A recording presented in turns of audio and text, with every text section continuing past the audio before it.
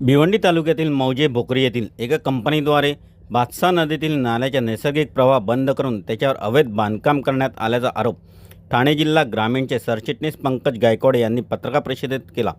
पावसाळ्यात भोकरी व तळवली गावातील स्थानिक शेतकऱ्यांचा यांचा फटका बसण्याची दाट शक्यता निर्माण झाली आहे। पुराची संभाव्यता लक्षात घेता मोठ्या प्रमाणात भातशेती नष्ट होण्याची चिन्हे दिसून येत आहेत।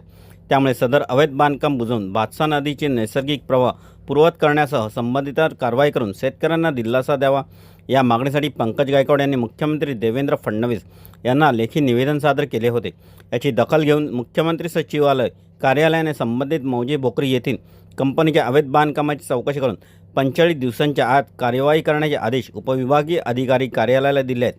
परंतु यावर योग्य ती कारवाई प्रशासनाने केलेली नाही तर स्थानिक शेतकरी उग्र आंदोलन करणार असल्याचा इशारा पंकज गायकवाड यांनी दिला आहे। चालू आहे तर त्या वेअरहाऊसिंगच्या बाजूलाच एक आमचा तळवलीवरून भोकरी कोशिंबीकडे जाणारा एक नाला म्हणजे उपनदी आहे, ती भातसा नदीची उपनदी। तर तिथे आधी बंधारा होता, तो बंधारा अनधिकृतपणे अँटोनो वेअरहाऊसिंग वाल्यांनी काढलेला आहे आणि त्याच्या नाल्यामध्ये त्यांचा एक कॉलम आलेला आहे। तर त्याबाबत आम्ही त्यांच्याशी पत्रव्यवहार केलेला आहे। सन्माननीय सरपंच मॅडम आणि ग्रामसेवक सचिव साहेब यांनी त्यांच्याशी पत्रव्यवहार केला। त्यानंतर त्यांनी एक व्हिडिओ सुद्धा बनवलेले आहे तिथे त्याच्यावर कारवाई करण्यासाठी।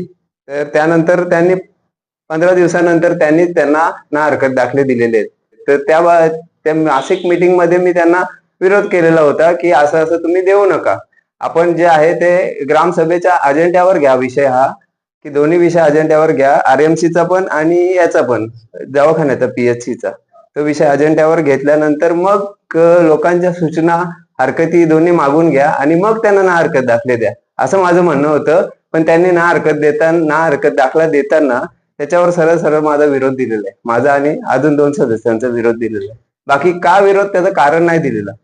आज आमची भातसा नदीची उपनदी, जी नदी भोकरी पासून तलवली पर्यंत असंख्य अशा गावांना उपजीविका करणारी नदी, त्या नदीला बुजून जे अँटोनोवा लॉजिस्टिक पार्क्स लिमिटेड या कंपनीने आज ती नदी बुजून 100 एकर जमीन नापीक करण्याचा कट कारस्थान आखलेला आहे।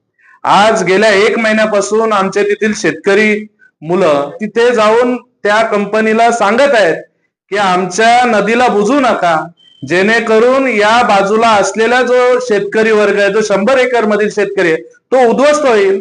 त्यांना तुमच्या लॉजिस्टिक पार्क मध्ये जर जमिनी डेव्हलपला द्यायच्या नाहीत तर त्यांना जबरदस्ती करून अशा पद्धतीने त्यांचा व्यावसायिक जो शेतीचा व्यवसाय तो नष्ट करून कुठेतरी त्यांना त्यांच्यावरती प्रेशराईज केलं जात आहे की आम्हाला तुम्ही तुमच्या जमिनी डेव्हलपला द्या।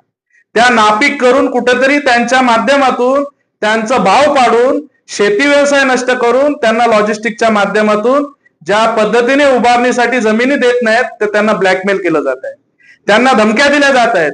ते अँटोनिवा लॉजिस्टिक पार्क्स लिमिटेड याच्याबद्दल आम्ही मुख्यमंत्र्यांना सुद्धा तक्रार केली। त्यांच्या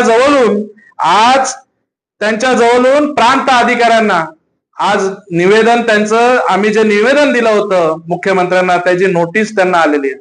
प्रांतांना अधिकार दिलेले आहेत का त्वरित 45 दिवसाच्या आत कारवाई करण्यात येईल, की आम्हाला न्याय मिळण्यासाठी आम्ही मुख्यमंत्र्यांजवळ गेलोय। जर शेतकऱ्यांना न्याय मिळणार नसेल तर आम्ही स्वतः बुलडोजर घेऊ, हे सर्व पाडकाम करू आणि आमची जी नदी, जी वर्षानुवर्षे आम्हाला ज्या नदीमधून पाणी मिळालं आणि आम्ही शेती करत होतो, कालव्यांच्या मार्फत शेती करत होतो, ती शेती करताना आमची जी नदी बुजवलेली आहे ती नदी जर मिळाली नाही तर येत्या काळात उग्र आंदोलन सर्व शेतकरी करतील, असं आम्ही आवाहन करतो।